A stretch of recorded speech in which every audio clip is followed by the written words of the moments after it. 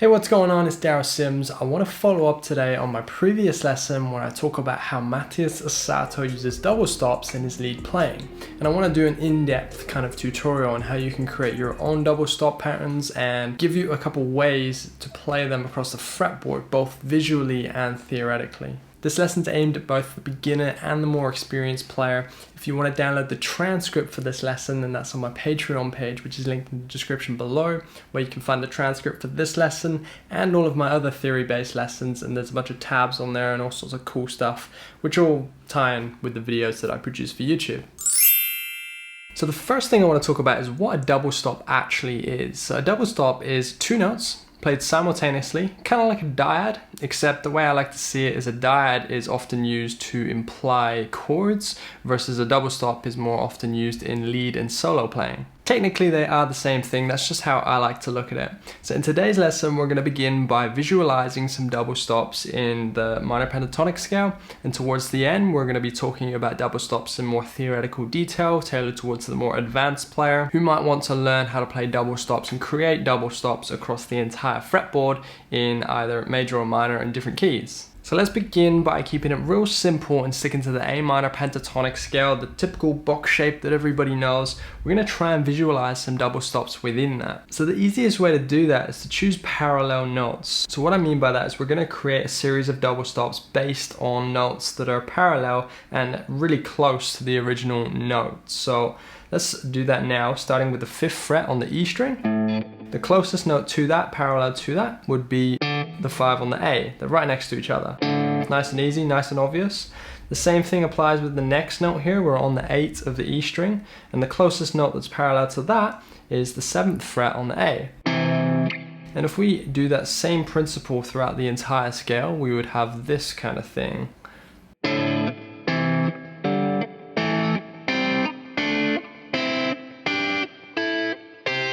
That's one way to look at double stops. There are many, but I just find that one the easiest to start off with. Now we're going to use those shapes to enhance a lead melody. So if I create a lead melody in the A minor pentatonic scale, something like this maybe.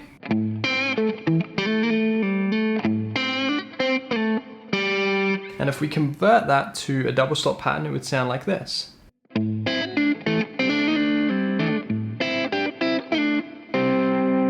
So you should already be able to hear that the second version, the double stop version, sounded a lot fuller and just a bit more interesting than the single note version. That doesn't mean to say that you should substitute all of your melodies with double stop melodies, but there is a place for double stops and you can use them to enhance what you've already created, or if you're obviously improvising, then what you're gonna create. So that was obviously just one quick example. I want you to experiment with that already. Create some really simple melodic lines within that scale. Simple is better. We don't want to overcomplicate anything. And then you can try and convert that to a double stop pattern. The next thing that you can do to broaden your options here is obviously go from that box shape to the entire fretboard. So in order to do that, you need to know your 5 pentatonic shapes to proceed. And if we use the same principle of parallels across every shape, we would have something that sounds like this. So starting on shape number 5 here, and then shape number 1 we've already done. Shape number 2. Number 3. And what are we on? Number 4. And then we're obviously back to the octave. So by learning these patterns in all of the 5 pentatonic shapes, we can now cover a lot more ground when it comes to creating melodies across the whole neck. So at this stage, I want you to start getting comfortable with that. Try and get familiar with these shapes. Don't necessarily worry about creating anything musical right now. Just really start to memorize some of those finger positions so that you can play some of these shapes at ease. So just feel your way around a little bit.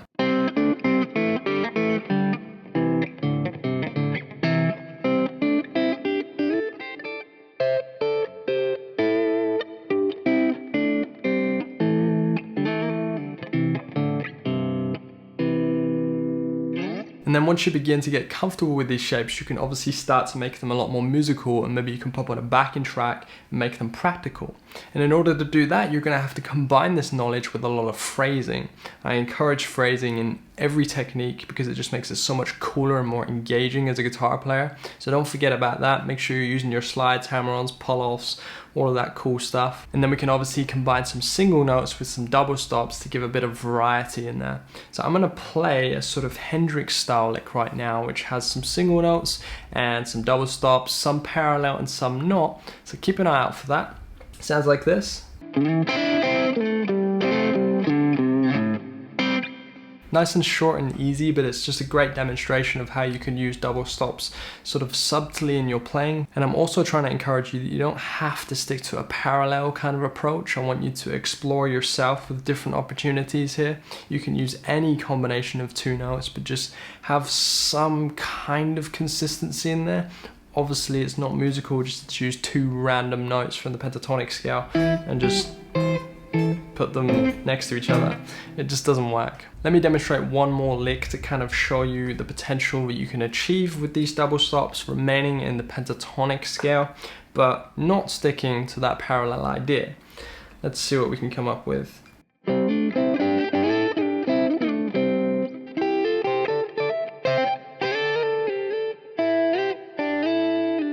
That was quite cool. So you can see the potential by maybe even adding some hammer-ons and pull-offs amongst those double stop patterns. So hopefully you can begin to see the freedom that you have with this. I'm just trying to give you some kind of templates to work with. So let's move on to the final part that I want to talk about, and that's the more theoretical approach to double stops, because at the moment so far we've been talking about just kind of using your eyes around the pentatonic scale and trying to visualize things.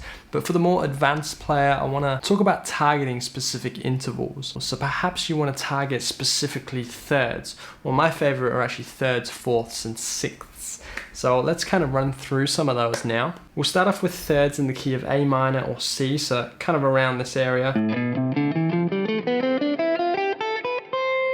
So if we take this A and start off with that, and we create a series of thirds descending from that note, it would sound like this.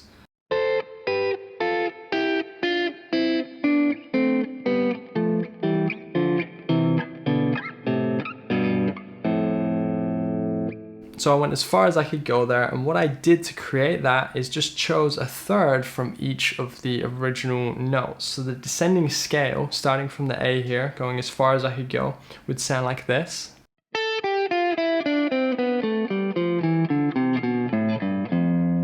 And with each of those notes, I played, as well as that, a third up from it. So we would have 1, 2, 3. So that's the first pattern, and then 1, 2, 3. That's the second pattern, the third, the fourth, and then it just kind of goes on. That's obviously thirds. Let's talk about fourths now. So let me demonstrate that again from that first note on the 10th fret of the B string, the A. We're going to go as far as we can, as low as we can go.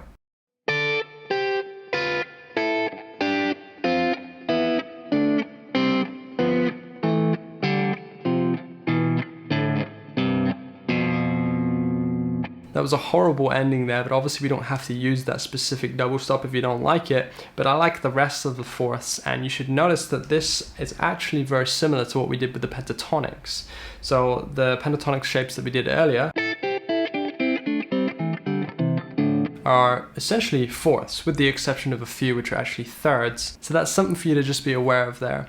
Next up, let's try the last one that I want to share with you, and that's sixths. This one is particularly beautiful. In order to do this, we're going to have to move this 10th fret on the B string to the 14th fret on the G. And we're going to descend as far as we can go with a sixths pattern. So again, we're just kind of working up the scale. 1, 2, 3, 4, 5, 6. So that'll be our first one. Let's see how far we can go.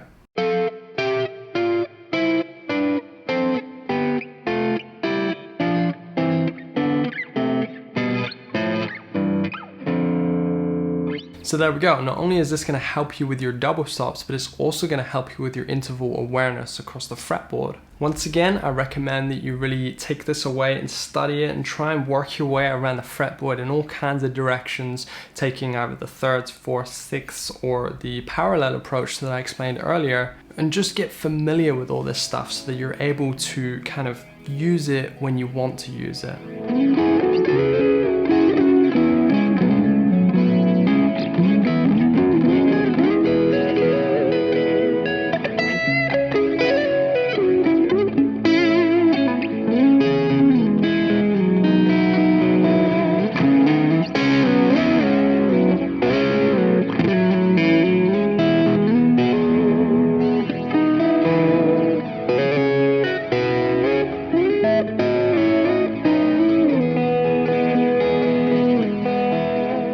There we go, that's the end of the video. I hope you took something away from this. As I mentioned earlier, if you want to download the transcript for this lesson, then check out my Patreon, which is linked in the description below. And if you want to study theory a little bit more in general, then I recommend you check out my practical guitar theory course, which is also linked in the description below with a 60% off link. So make sure you jump on that.